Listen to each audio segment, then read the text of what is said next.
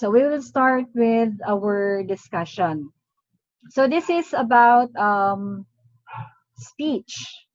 When we say speech, that means it's a verbal discussion. So orally, you're going to deliver your thoughts or your ideas. But there are different strategies that we can use in various speech situations. So like I said, we're going to discuss about the different strategies in various situations. Okay.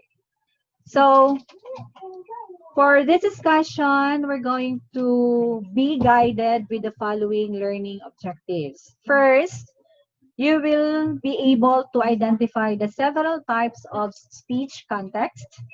Second, you will be able to distinguish types of speech style. And learn to identify social situations in which each speech style is appropriate to use. Learn how to engage in communication situations using acceptable, polite, and meaningful strategies. Often when we talk with other people or when we have conversation, sometimes we go beyond the boundaries. We need to know where we should place ourselves in a situation. And explain that a shift in speech context, speech style, speech will have effects in several elements of the communication process. Can you still remember the elements of the communication process? Richie, okay. Can you still remember? Can you give me one element of the speech communication process? Channel po. Channel. Okay, very good. So we have channel, we have source, feedback. Yes, that's good. What else? Arvin. What other elements are included? So we have channel, we have feedback, we have source. Barrier po. Okay, barrier is also a part of the communication process.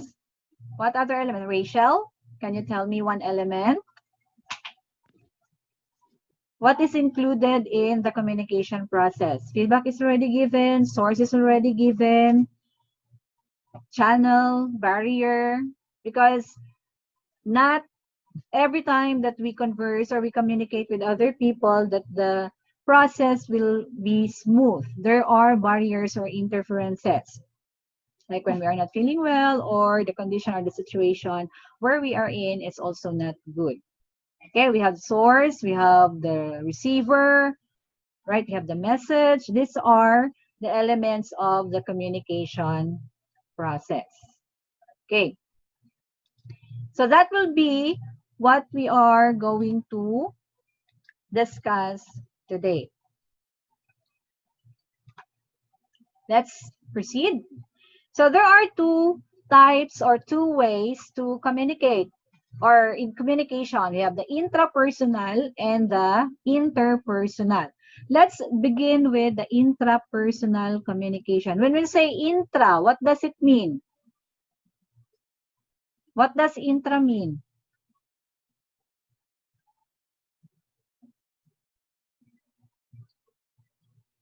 Hello? Interpersonal. Within, ma'am. Yes, within. Intrapersonal means within. Communication within. This is often about clarifying ideas or analyzing situations, and other times about reflection and appreciation. When I say within, that means you communicate with yourself. How do you communicate with yourself? Can give me an answer, Rachel? How can you communicate? Okay, Von, that's a prayer. All right, through prayer, you can communicate with yourself. What else? In what other ways can you communicate with yourself? Meditate or analyze, ma'am. Yes, when you analyze, when you contemplate, when you make decision, that's one way of communicating with yourself. Okay. We can also include when you, let's say, face in the mirror and appreciate yourself, appreciate your physical appearance maybe, or congratulate yourself. That is also part of intrapersonal communication. So here, we are both the sender and the speaker. Yes, sender. You are at the same time the sender, receiver, sender, speaker, and receiver. Sorry for that. So we are both the sender and the receiver. Okay. There are different aspects of intrapersonal communication. First is self-concept. When we say self-concept, also known as self-awareness, it determines how a person, how you see yourself, and is oriented toward others, right? Okay, that's self-concept. It involves three factors. One is belief. Your belief, these are your basic personal orientation toward what is true or false, what is good or bad. Beliefs can be descriptive or it can be prescriptive. Second is values. Your values are your deep-seated orientations and ideals. Generally, these values are based on your beliefs about what is right and wrong, ideas, and action. The third one is your attitude. So your tendency toward or against a particular topic. And this one is consistent with values. So if you think this is wrong, your attitude to this would be different. You will be indifferent to this particular thing. So attitude often is rather global and typically emotional. Okay. Second, you have to remember that beliefs, values, and attitude influence behavior. So what you believe in, what your values are, and your attitudes are, determines your behavior, which can either be spoken opinion or physical action. It also includes body image as an aspect of intrapersonal communication. When you say body image, this is a way of perceiving ourselves positively or negatively according to the social standards of our culture. The next factor or aspect of interpersonal communication is your perception. This is the opposite of self-concept because it focuses on looking outward. But you have to remember that this one is intertwined with self-concept, right? As it is also rooted in beliefs, values, and attitudes. The third one is our expectation. So if you can see, you have self-concept, you have perceptions, and you have expectations as part of aspects of intrapersonal communication. So when you say expectations, these are future-oriented messages dealing with long-term roles, sometimes called life scripts. That's why sometimes we feel disappointed because of our high standard or high expectations. And so according to some article, do not expect, right? So that you will not be disappointed. Sometimes these are often referred to as projections of learned relationships within the family or your society. Okay, any question before I will proceed? So what again are the three aspects of intrapersonal communication? Can you give me one? Self-concept. Expectations, ma'am. Expectations. And one more. So we have self-concept, expectations. What's the second one? We have, anyone can answer. We have already a self-concept, expectations. The second one is, the third one rather is perception. Okay, our perception. So there are levels of communication activity when talking about or when referring intrapersonal communication. So we have different levels of communication activity. First off is internal discourse. That means this involves thinking, your concentration, your analysis, as what Rachel has mentioned earlier. It also includes when you daydream, When you dream, when you are asleep, when you pray, like what Jimenez said earlier, contemplation, meditation, and negotiating with the inner self. This is what we call internal discourse. We do this, right? We often communicate with ourselves. Am I right? You say yes? Agree? Yes. Yes. Okay. Because we think, we concentrate, we analyze. Second activity, intrapersonal activity, is the solo vocal communication. That is speaking aloud to oneself. Often, you do this when you face in the mirror. You try to compliment yourself. You try to congratulate maybe yourself or to appreciate your appearance, like I said earlier. Or when you try to practice what you're going to say to someone. Like when you're talking to yourself in front of a mirror because you're practicing how you're going to speak up your complaint about another person. So this will be done to clarify thinking or to rehearse a message intended for others. We often do this, right? Solo vocal communication. This happens. Next is the solo written communication. Who among you here writes in a diary or in a journal? Is it still in now? Do we still write? Because that's a solo written communication. You talk to yourself, you express your thoughts, your ideas, but you don't vocalize it. You write it down in a journal, in a diary. So that is what we call solo written. That is still intrapersonal communication. The next one, okay. Solo written, solo vocal, and internal discourse. These are the um, activities, levels of activity we do with communication within ourselves. Any question? Okay. So, what's the opposite of intrapersonal communication? What's next to intrapersonal? If we have intra within, we also have Interpersonal. yes, interpersonal communication. So when you say interpersonal, this includes the face-to-face exchange of messages. So it's an exchange of information, ideas, feelings, and meaning between two or more people, whether verbal or non-verbal method. So meaning, not only with yourself, but there is already another individual involved, one or more individuals.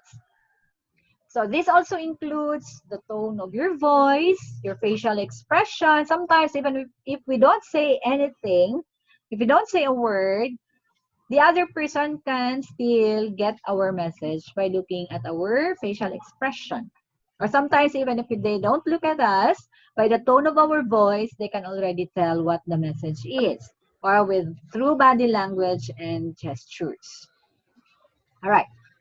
There are also different types of interpersonal communication. We have dyadic or one-on-one. So when we say one-on-one, how many persons are involved here in dyadic communication? JR, Igot, how many persons are involved? Okay, Rachel, Two, two. ma'am. We have two. Oh, yes, very good. Two. So one-on-one. One plus one, two. Dyadic meaning a dialogic relations or face-to-face verbal communication between two persons. So it involves mutual ideas, you share thoughts, behavior ideals, liking and disliking, and maybe queries and answers concerning life or whatever topic that you wish to discuss with this person. Just the two of you. Okay? Next is small group. Okay, like what we have right now. How many are we? We are 1, 2, 3, 4, 5, 6, 7. Okay, we are 8, including me. We are a small group, right? Am I right? This is a small group. Yes po. Yes, ma'am. Yes, this Yes, is ma'am. a small group communication. So involving um, two or more, three or more individuals. So interactions, like what we have here in our GIF, there are 5 people, individuals talking with one another. It's a small group. So group discussion is an example of a small group discussion or small group interpersonal communication. Next is public, right? When we say public, oftentimes it is called as an audience, speaker audience situation. It involves a large group of people, like the whole class. Then there's the teacher. That is public communication. Okay. We also have another one, the mass communication, but this is now considered as part of public communication. So we say mass communication, this involves the media. We have the television, we have the internet, and we have radio. But this is already now included under public communication. So this is usually a one-way monologue. Why? Sometimes in a situation, unless if the speaker allows it, um, the speaker will just deliver the information or the message, and then right after that, no more question and answer. So usually it's a one-way monologue. But often in a, let's say, seminar, when there is an open forum or a symposium, then the audience can provide their feedback or can ask the speaker questions regarding the topic being discussed. So so how many? Again, can we recall? What are the different interpersonal communication? We have this one, start with public. What's the other one? Dyadic. One-to-one. Okay. Small One-on-one, and then small group. Right. That is interpersonal, which means involving other person. So what's the difference again between intrapersonal and interpersonal communication? Can you give me an answer? Give me an answer. Within, ma'am. What is within? Intra or inter? Intra. Okay, intra. Right. What about inter? Communication between two or at least one or two people. Yes, between 2 or more people. So with intra, you just talk to yourself, but with interpersonal, you talk with other people. Okay. So when we talked with other people, we follow speech style, or sometimes it is called as the language register. We don't talk in the same way or in the same manner to different people, right? And say when we talk to person A, we don't talk to person A the way we talk to person B. And we don't talk to person B the way we talk to person A, right? Like let's say, for example, you don't talk to your friends the way you talk to your parents, or the other way around. You don't talk to your parents the way you talk to your friends, right? So we should learn how to communicate in the proper context. Okay. So language, speech style or language register is often presented or represented in a pyramid, in a triangle with 5. There are 5 different speech style. Can you tell me one speech style? Who can tell me? Give me one. Frozen style, ma'am. Yes, frozen style. Give me another one. Or can you? Frozen style. Okay, frozen. Yes, acknowledge frozen style. Okay, that's one. We have frozen. Formal style. Formal. Okay, formal. Formal What's the other one? style. Yes, formal. Consultative. Consultative. Okay, good. Casual. Very good. Casual style. Casual. Very good. Casual. Very good. Yeah, the Intimate, last one. ma'am. Intimate. Okay. Intimate. Yes. So frozen style, formal style, consultative style, casual style, and intimate style. Or frozen is sometimes called static. Okay, frozen register, formal register, consultative register, casual register, intimate register. Like I said, this speech style is also often called as language register. Let's start with frozen. What's a frozen speech style or static? Frozen or static? What does it mean? From the word froze, meaning it's solid. It rarely or worse never changes, right? Oftentimes it is intended for print. It's written. So this is a style used in declamation because it never changes. So for print, like for example, Pledge of Allegiance, Lord's Prayer, the preamble of the Constitution, it rarely changes. If it change, right? If it changes, it will take a long process before the change can take effect. Okay, as a standard use is followed here. So this frozen style or frozen register is used in formal or respectful situations or ceremonies. Next is formal. Okay. What is here in the given, what is shown here in the given photo or illustration? This is, who is this person? Our president, right? Yeah. Yes. Yes. What do you think is he doing here in this picture? Sona. Oh, formal. But formal what? Formal delivery of a speech, right? Yes. Well, okay. When do our president deliver a speech? During? Give me one example. So na po. State of the Nation address. Yes, SONA or State of the Nation address. When you say formal, it's a one-way communication used in formal setting. Usually, it follows a commonly accepted format.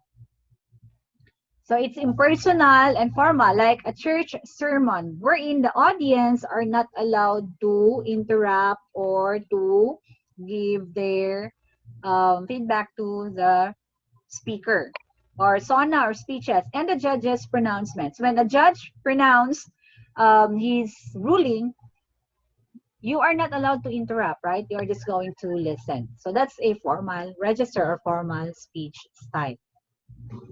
The third one is consultative. So we have here, in our example, a doctor and a patient. So what do you think is a consultative speech style? What is a consultative? It involves two person or maybe two or three person or individual. Consult. To whom do you Group consult? discussion po. Group discussion. Okay. Yeah, could be a group discussion, but a very small group discussion or discourse. Right? Consult, from the word consultation. Like, let's say, for example, you approach your teacher because it has something to do with your grades or your performance. That's consultative, right? Teacher to student, doctor to patient, lawyer to client. So it is a style that is accompanied with formal and societal expectations. It is also known as a professional discourse, like the given example. Next is casual. When do we use the casual register? To whom do we use casual conversation? To whom do we converse casually? To our Family and friends. family and friends. Very good. Family and friends. So a speech style that is used between family and friends is called a casual speech style or casual register. It applies to daily conversations between where colloquial or slang words are often used, meaning you have your own terminologies, you have your own language. One must be a member of this particular group to engage in this type of register. So family, that's why it's often used between family and friends. So that you can use their terminologies or language. You have your own what they call this language, right? In your group of friends. One different group of friends, you have different also form of language that you will use. When we say slang, that's a street language, meaning your own. It's a colloquial term that only you and the member of the group can understand.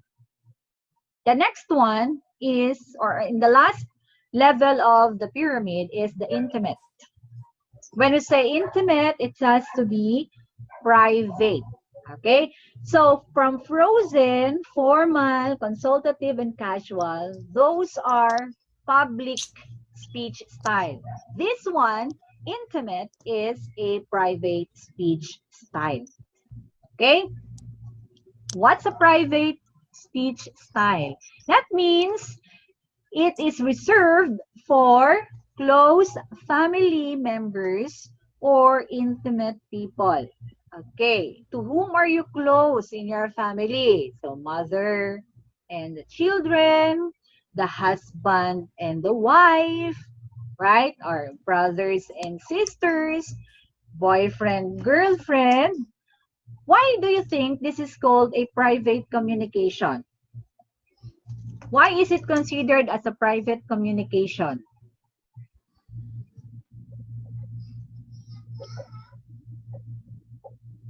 Anyone who can answer?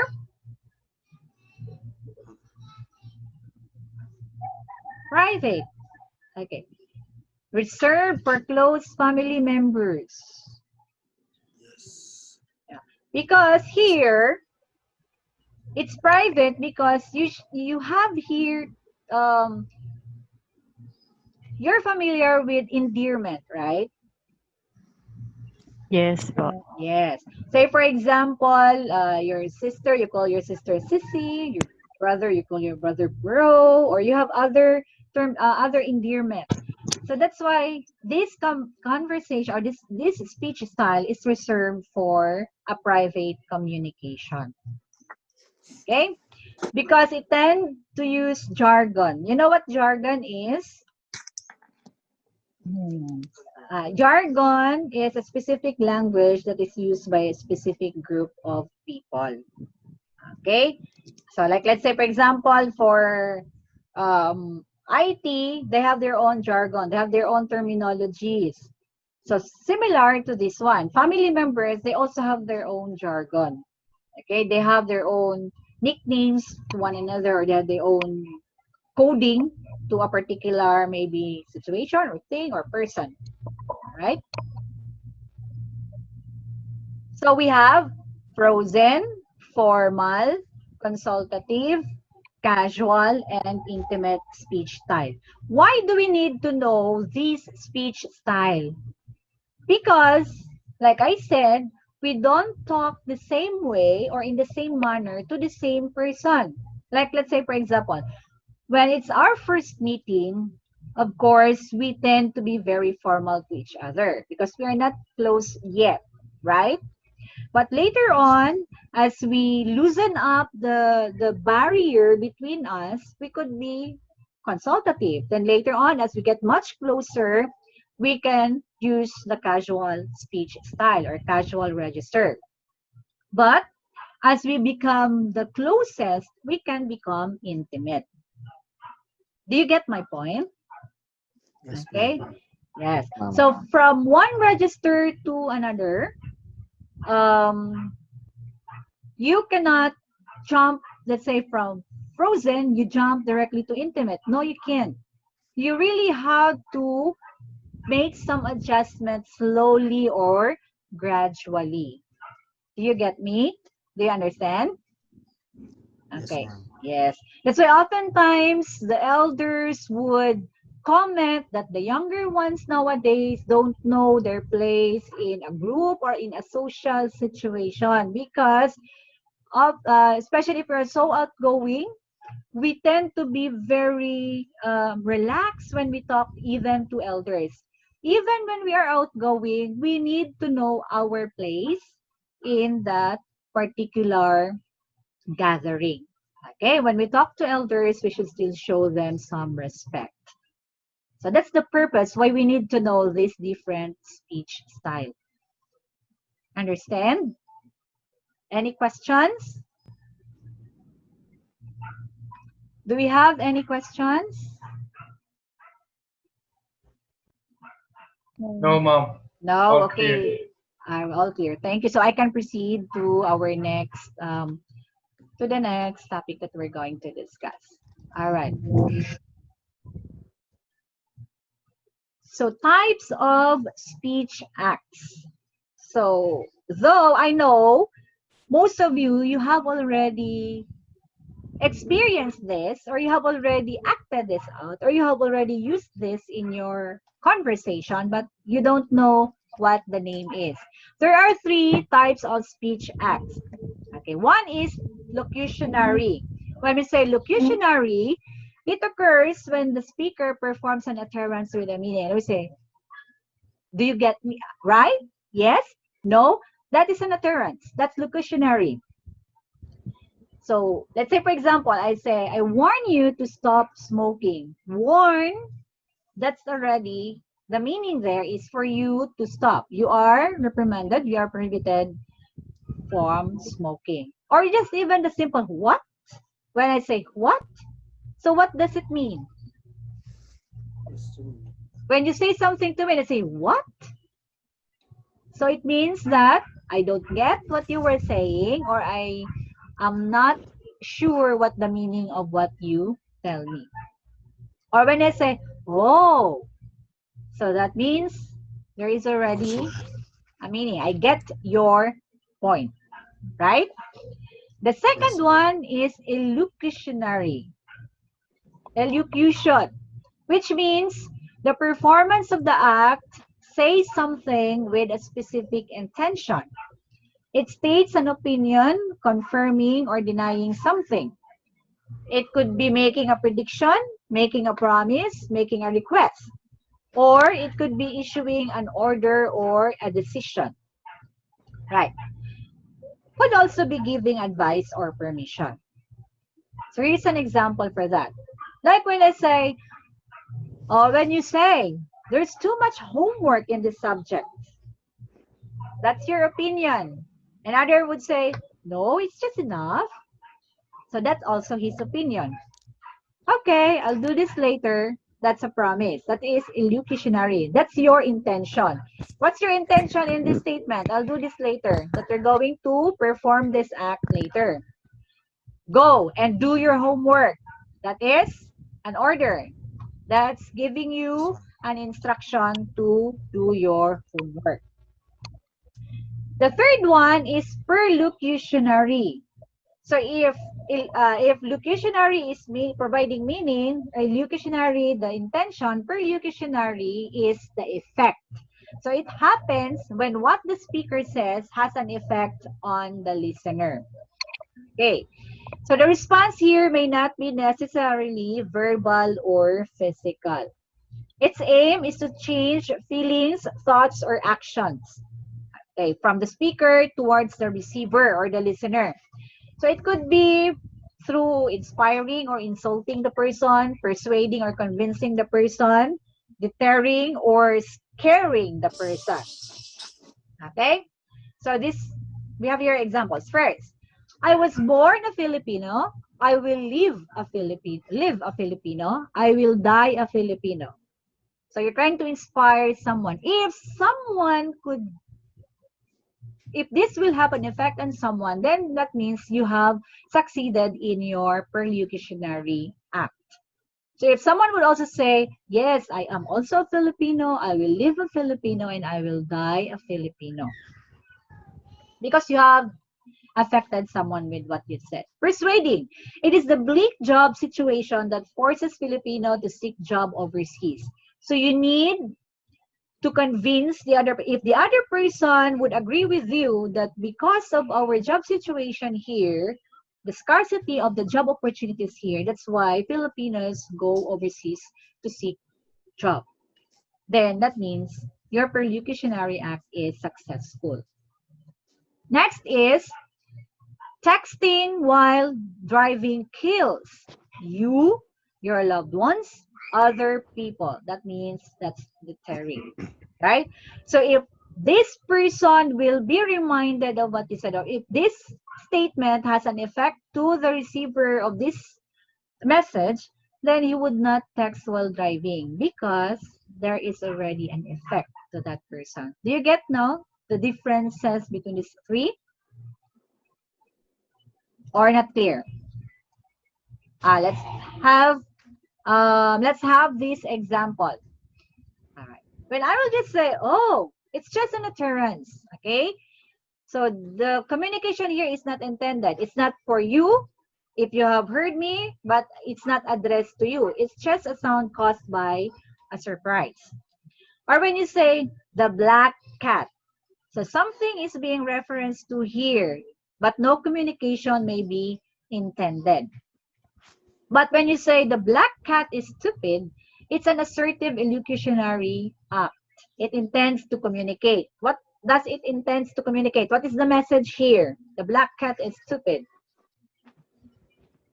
Black. Ah, the cat is stupid. That's the message, right? That's the Yes. intention. Letting you know that this cat is stupid. But when it's stated this way, please find the black cat. So if someone will help you find that black cat, that means you have changed the behavior of that person.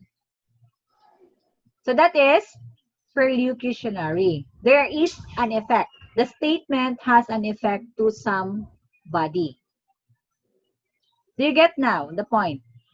So locutionary is just an utterance, right? So not intended, no intention. But illocutionary, there is an intention to communicate with you. It's directly addressed to you. And perlocutionary, that means it is directly addressed to you, but expecting an effect. Do you get now? Is it clear? Or questions? Any questions? None so Arvin, far. clear? Okay. Ferdy, clear? Yes, ma'am. Okay. So I'll proceed.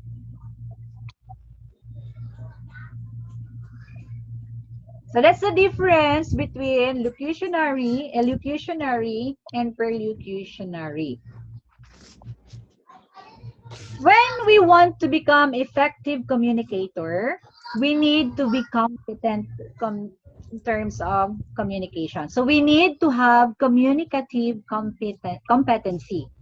How can we achieve communicative competency? Can you give me one example? Communicative competency. Yes, communicative competency. Yung nagbebenta sa palengke, ma'am. Hmm? When? Yung nagbebenta sa palengke. Oh, how does that person achieve competent in communication? When she or he is selling, and then she has a competition, ma'am, with her or his. Oh, sorry, ito yun. With other business person. Yes, ma'am. Yes, ma'am. That's competition. But when you say competent, that means you're really very good at it. Okay. So, say for example, in the use of the English language, when can you say that you are competent in terms of communicating with the use of the English language? That's what it is meant. That's what it means. Okay? Okay, ma'am. Sige. So let's delve into communicative competency and check your try to assess yourself, evaluate yourself if you are competent. Okay, let's proceed. So the first one is you need, I would say, communicative competency means having knowledge on the language and having a skill on the target language. Ferdy, that could also be applied when you said in the market.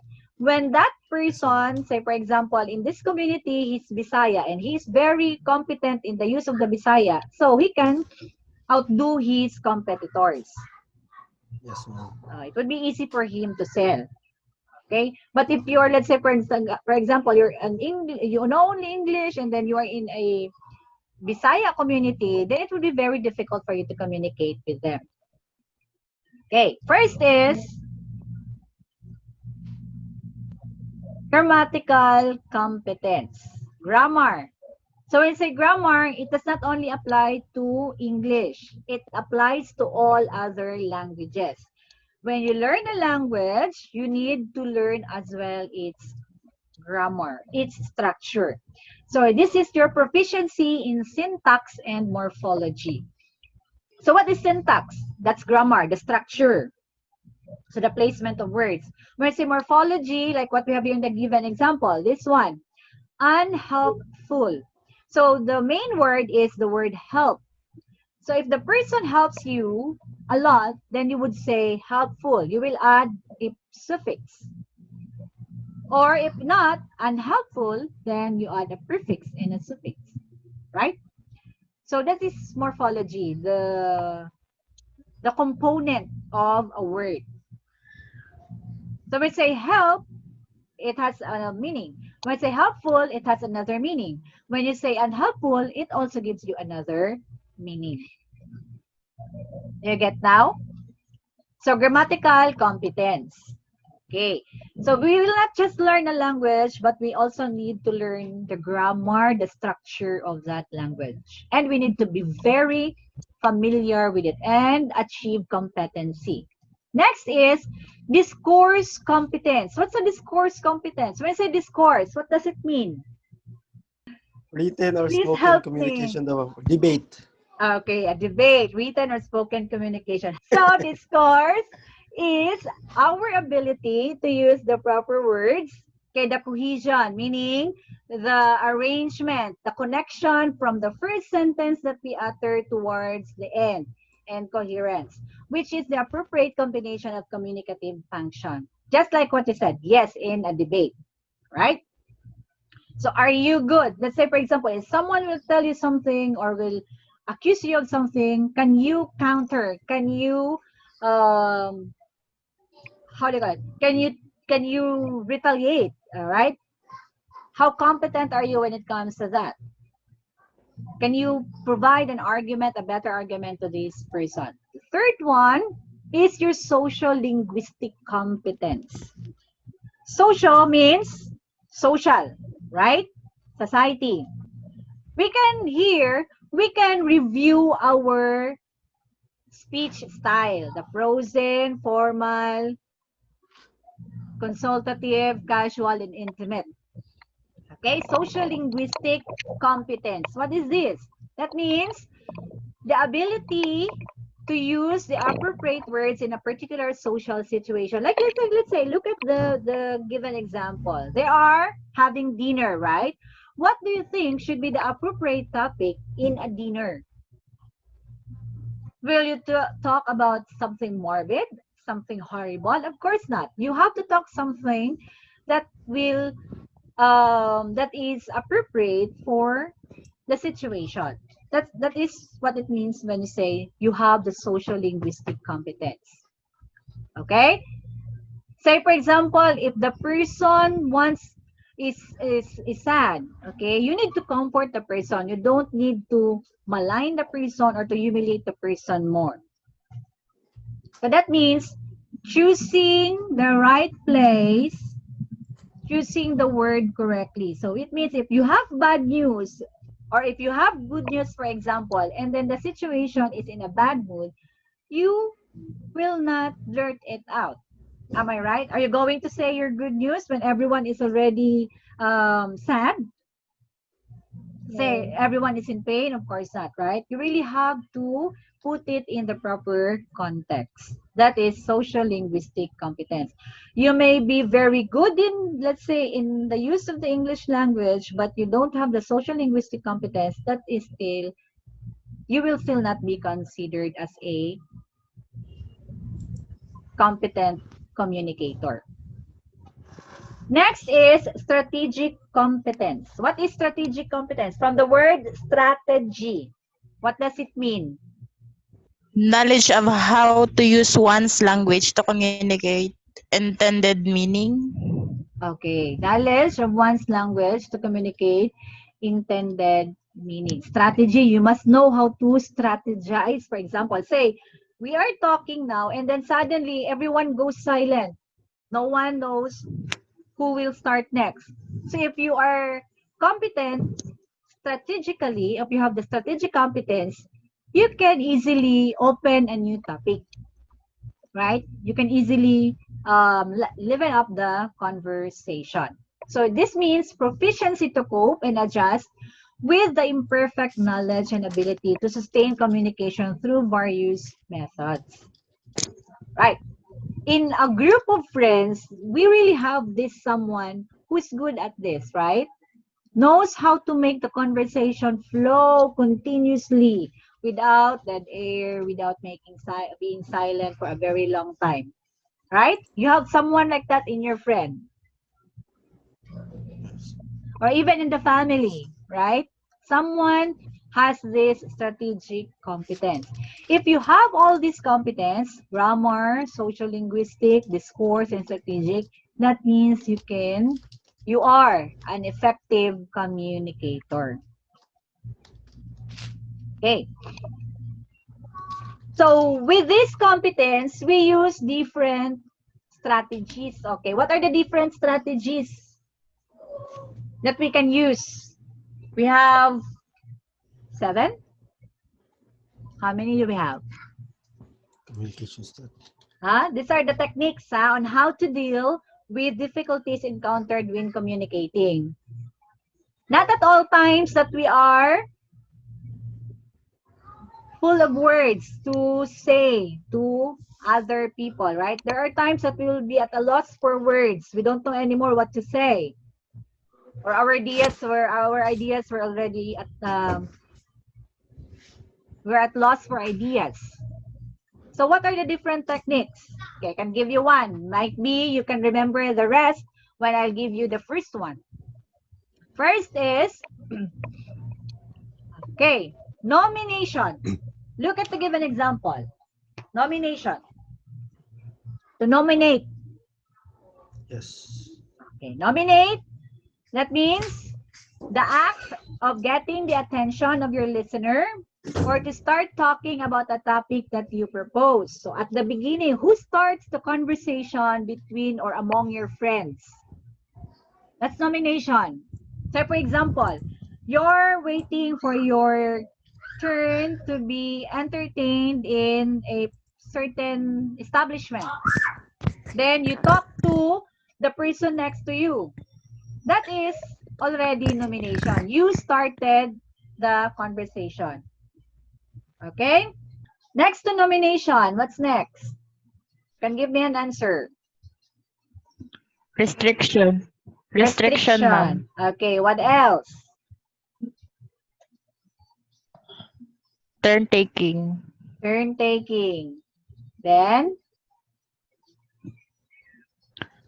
Topic control. topic control. What else? Continue. Topic shifting, repair, Repair. termination. Termination. Okay, so those are the strategies that we can use. I know you have already applied these strategies. Okay, we'll just give names to these strategies that we have been using. Okay, next is restriction.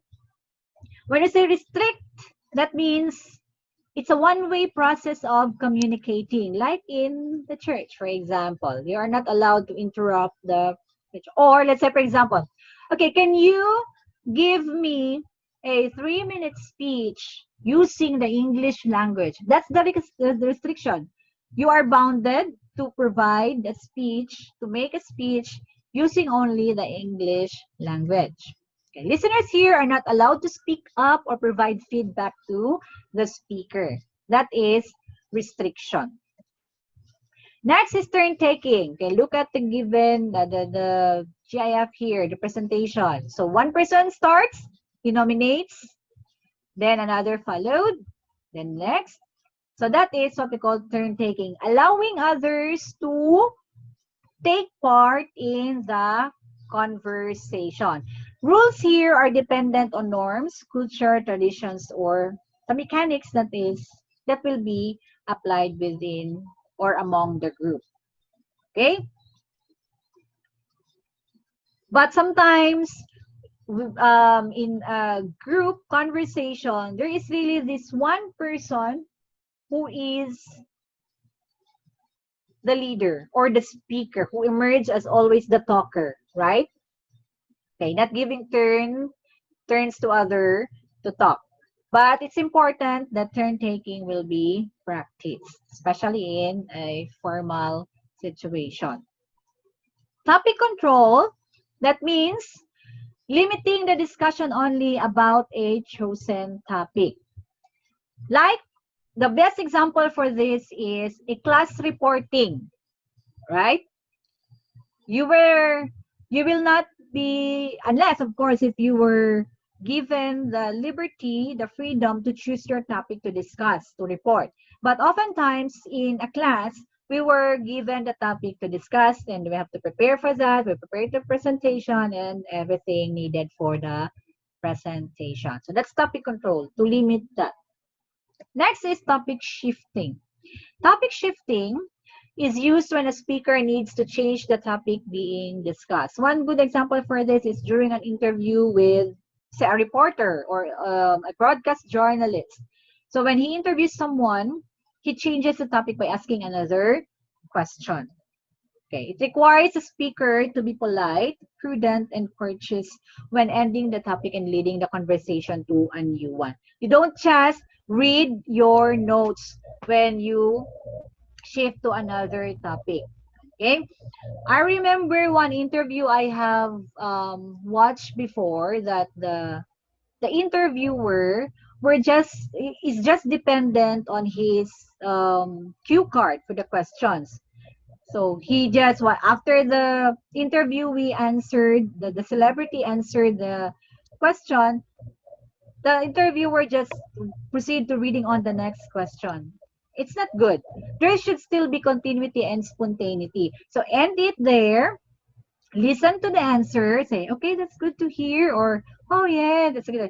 But what about? Then proceed to your next question. Okay? Don't just read on the questions without ending the previous topic.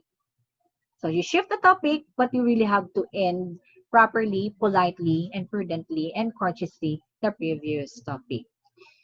Next is repair. What does repair mean? Have you used this repair strategy in a conversation? So in a conversation, mostly we can say that it is to correct, to ensure that the interaction does not stop, that the turn sequence does not fail, and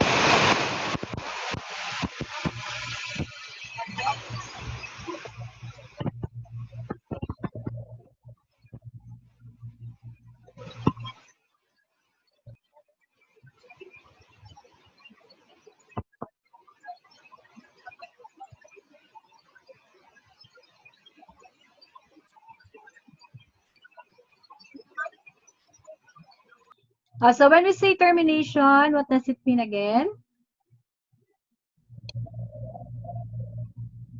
Terminate. Ending the conversation Okay, it is to in the end. regular.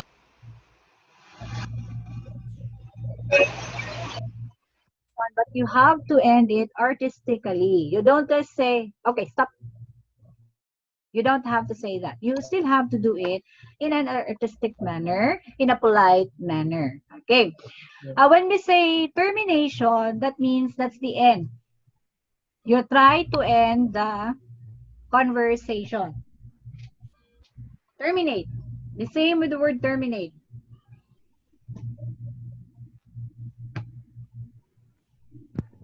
Okay. So that means there are different, you can employ different strategies to end a conversation. Let's say, for example, let's hear from Griselda. Griselda? Is that Griselda? Yes. How do you, when you want to end a conversation with with someone, say with your friend, because you have to do something else, how will you tell that person that you wanted to end the chit chat now, the conversation? I'll tell them that I have something to do and I need to go. Again, you will? I'll say, I'll tell them that I have something to do and just say goodbye. Okay, you have something to do and you have to say goodbye. But you have to remember that you really have to do it in a polite manner. Even if when you are with your closest friend, you have to terminate or to end the conversation politely and courteously. Is that clear? That's why it's Yes. important. That's why it's important that we know the different speech style or different language registers. Because with that, we will know how to behave or what to say to a certain person in a given situation.